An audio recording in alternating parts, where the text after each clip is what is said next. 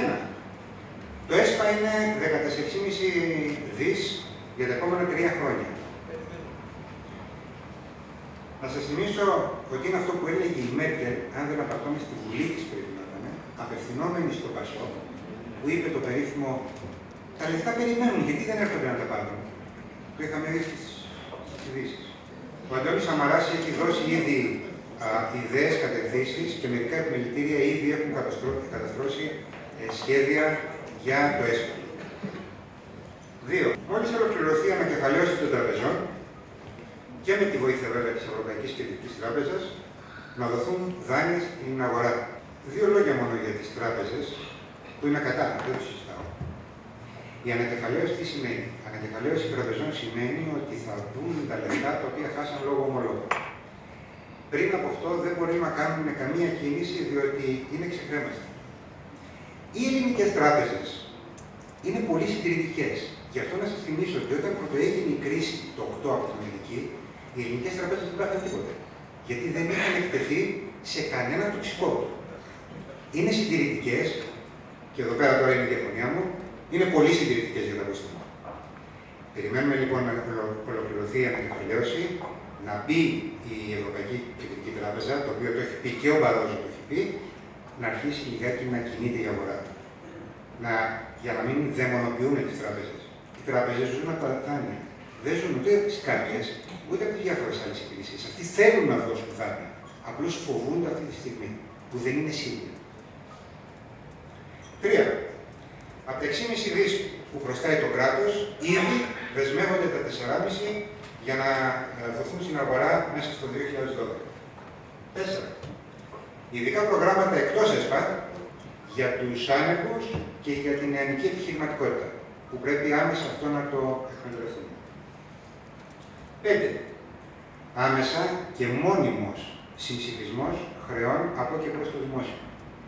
Δηλαδή, αν προσθέτω ένα το δημόσιο 100 ευρώ, πρέπει πρώτα πάνω να του δώσω εγώ 100 ευρώ και μετά, αφού πάρω το χαρτί που κατέθεσα, να πάω σε ένα άλλο ταμείο να πάρω τα 100 ευρώ που μου χρωστάει. Αυτό δεν έχει λογική. Επανεξέταση, συγγνώμη, 6. Επανεξέταση όλων των κρατικών επιχορηγήσεων στις μικρομεσαίες και αν μπορούμε να τραβήξουμε ακόμα περισσότερο το χρόνο αποπληρωμής. 7. Σταδιακή μείωση του ΦΠΑ σε 19, 9 και 5. Ειδικά, δεν ξέρω, αν προλαβαίνουμε αυτή την τουριστική περίοδο, το 5% για όλο το τουριστικό πακέτο θα είναι πολύ μεγάλη βοήθεια για την Ελλάδα. 4. Προστασία των πολιτών παράλληλα. 1. Η δόση δανείου δεν μπορεί να είναι μεγαλύτερη του 30% του εισοδήματος. Και εδώ λιγάκι θα διαφοροποιηθούν, θα μου επιτρέψετε από το κόμμα. Αν ο άλλος έχει 400 ευρώ ή είναι άνεργος ή, βάση περιπτώσει, έχει πολύ χαμηλό εισόδημα, να του πάρεις από τα 500 τα 150 είναι λιγάκι μυστήριο. Θα έλεγα λοιπόν ότι θα πρέπει να ταυτοποιηθούν όλοι όσοι είναι άνεργοι με κάρτα, να είναι στον ΑΕΔ και παράλληλα να ξέρουμε ποιοι είναι οι χαμηλόμιστοι και οι χαμηλοσυνταξιούχοι. Αλλά πρέπει να το ξέρουμε. Και αυτό βέβαια προϋποθέτει μια καλύτερη οργάνωση, θα έλεγα μήχανο οργάνωση. 2. Αποκατάσταση πολύ χαμηλών συντάξεων και πολυτεχνικών επιδομάτων. Αυτό έχει δεσμευτεί ο πρόεδρος πολύ καιρό. Στους ομολογιούχους, φυσικά και νομικά πρόσωπα. Στα μεν φυσικά, διότι νομίζανε ότι τα ομόλογα της Ελλάδος είναι τα πιο ασφαλή, στα δε νομικά πρόσωπα, τα οποία τους επέβαλαν να πάρουν ομόλογα, γιατί θυμάστε πολλές φορές το κράτος πλήρωνε με ομόλογα αντί για μετρικά. Θα πρέπει λοιπόν σε αυτούς τους ανθρώπους και στις εταιρείες να δοθούν φορολογικές διευκολύνσεις. 4. Νέο και μόνο ΕΤΑΚ για την ακίνητη περιουσία. Θα πρέπει να είναι ελαφρύ και θα πρέπει να μην γονατίζει τον άλλον, ο οποίος και εδώ πρέπει να μπει μια ποιοτική ανάλυση. Όχι ποσοτική, είμαι κατά της ποσοτικού διαχωρισμού για έναν απλό λόγο. Εμένα, Φερρυπίν, μου αφήνει ο πατέρας μου ένα σπίτι στη Κηφισιά 500 τετραγωνικών. Γιατί ήταν πλούσιος. Εγώ τώρα είμαι ένεργος. Πώς θα το πληρώσω? Έχουμε ίσως κακή εμπειρία ή εν πάση περιπτώσει κάτι μας έχει μείνει μέσα μας από το Πασό και αυτό εδώ πέρα τα πράγματα ακούμε και τρελνόμαστε. Και πάω στο τέλος με την ανάπτυξη παράλληλα. Και το άφησα στο τέλος, πρώτον γιατί μου αρέσει το θέμα, και δεύτερον, και βασικότερο, γιατί χωρίς ανάπτυξη, ωραία τα λόγια, ωραίες συμμετοχές, αλλά δυστυχώς δεν γίνεται τίποτα. Γιατί η ανάπτυξη είναι αυτό που σας είπα στην αρχή με την προβληματική εταιρεία.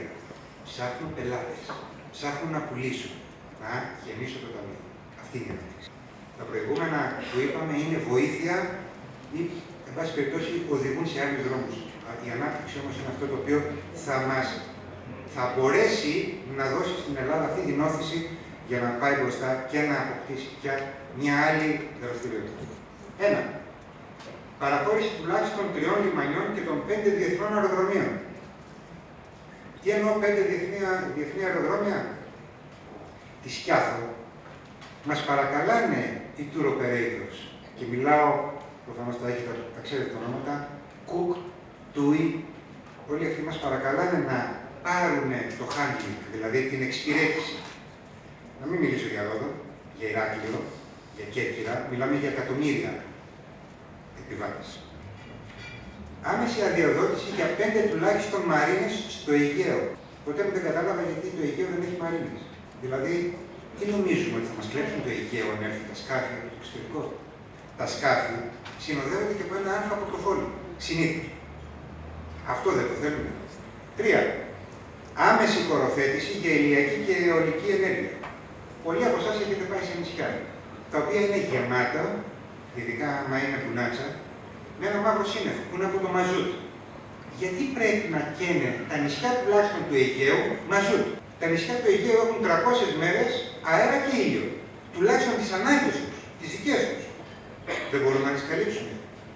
Μιλάμε για εκατομμύρια τόνους μαζούτ το χρόνο, το οποίο αυτό είναι, θα το λέγαμε συνάλλαγμα, είναι όμως λεφτά που φεύγουν. 4. Και εδώ διαφοροποιούμε πάλι λιγάκι. Από την πολλή διαφοροποίηση τελικά δεν θα μπω, αλλά πάση περιπτώσει δεν έχει σημασία. Την ανασύσταση των ναυπηγείων τη βλέπω λιγάκι δύσκολη. Δεν μπορείς να πατήσεις σε ένα γεγονός το οποίο είναι εγκατεστημένο χρόνια τώρα. Δεν μπορείς να τα αλλάξεις. Τι μπορείς να κάνεις? Η μία περίπτωση είναι να βάλεις μια μπουλντόζα και να το κάνεις πάρκινγκ. Αυτή είναι μια περίπτωση. Η άλλη περίπτωση είναι γιατί δεν μπορούμε να κάνουμε κάπου αλλού ναυπηγεία. Σε ένα άλλο μέρος. Από την αρχή. Γιατί δηλαδή δεν θα μπορούσαμε να το κάνουμε μισά-μισά με την Ένωση Εφοπλιστών? Για να σας πω τι σημαίνει Ένωση Εφοπλιστών. Το τέλος του 2011, η λίστα των ναυπηγήσεων, μιλάω για ελληνικά πλοία, ήταν 611. Προσέξτε το νούμερο. 611 πλοία. Ξέρετε πόσα από αυτά είναι στην Ελλάδα? 1.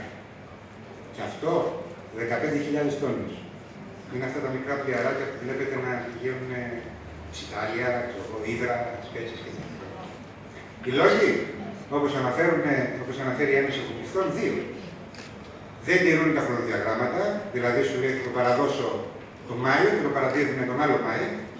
Και το δεύτερο, οι απεργίες. Καλές οι απεργίες, σεβαστές, αλλά κάποια στιγμή πρέπει να αποφασίσουμε σε αυτή τη χώρα. Είμαστε από εδώ, είμαστε από εκεί, είμαστε στον δρόμο της καμήλας, κάτι πρέπει να κάνουμε. Σε κάθε περίπτωση όμως αυτή τη στιγμή είμαστε σε μια έκτακτη ανάγκη. Και έτσι πρέπει να δουλέψουμε. 5. Υφυπουργός και ομάδα επενδύσεων. Όχι ένα γραφείο, όπως και αυτό που έχετε δει πριν ένα μήνα, 2 μήνες πότε είναι. Όχι ένα γραφείο κάπου κομμένο όπου υπάρχει ο κύριος Μίτσος, ο κύριος Τάκης, ο κύριος Κανακιώτης. Υφυπουργός είναι ομάδα που θα αναφέρεται στον Πρωθυπουργό. Έρχεται η επένδυση και την αναλαβαίνουμε από το χέρι. Δηλαδή έχω πει σε πολλές περιπτώσεις γειτονικού μας κράτους, όπου υποδέχονται τον επενδυτή στο λιμάνι, του προσφέρουν το ξενοδοχείο για όσο κάτσει, του προσφέρουν και τη θέση που θα βάλει το εργοστάσιο και 0 γραφειοκρατία. Θα μου πείτε, θα κάνουμε τα ίδια με αυτούς ή με άλλους?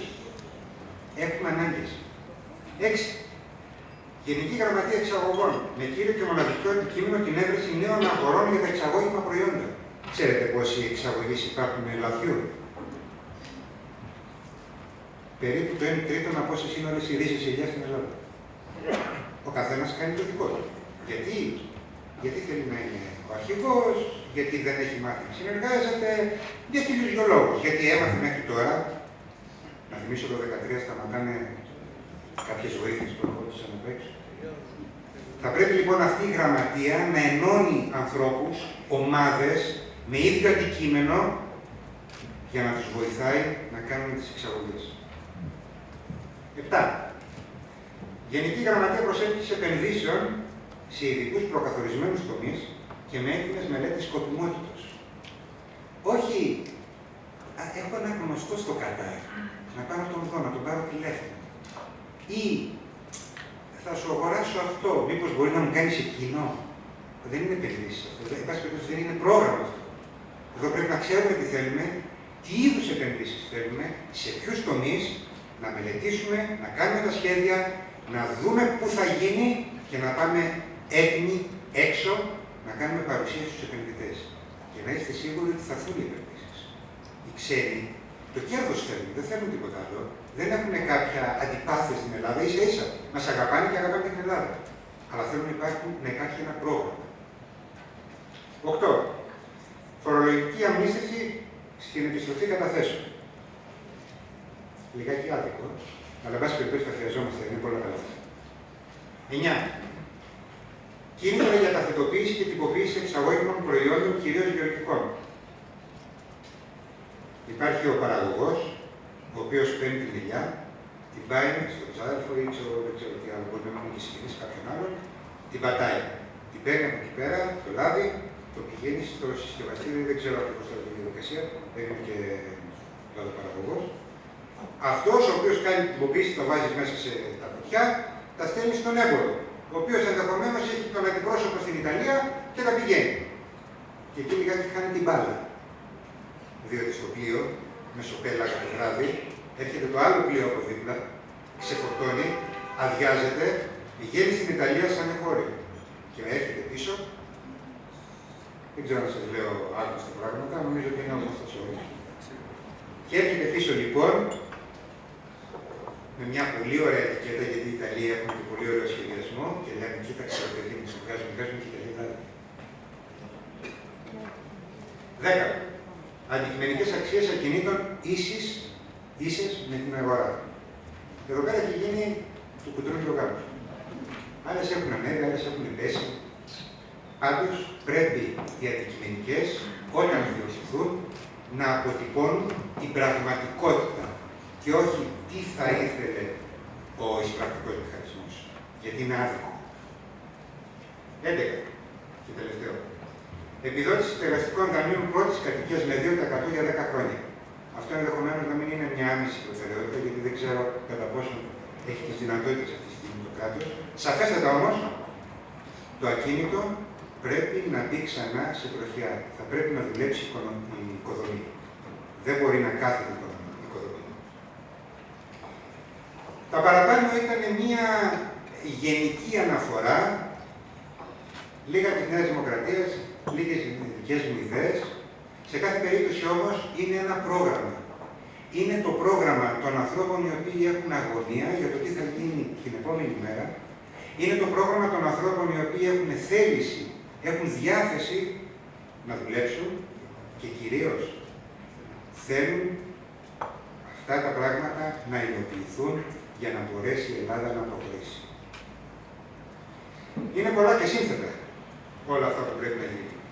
Αλλά πρέπει να γίνουν και να γίνουν γρήγορα. Από ανθρώπους που ξέρουν. Νομίζω ότι μπορούμε να τα καταφέρουμε.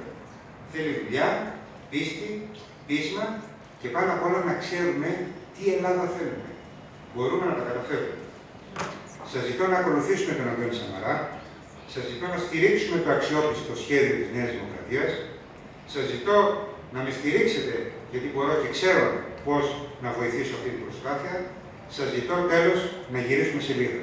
Σας ευχαριστώ πολύ.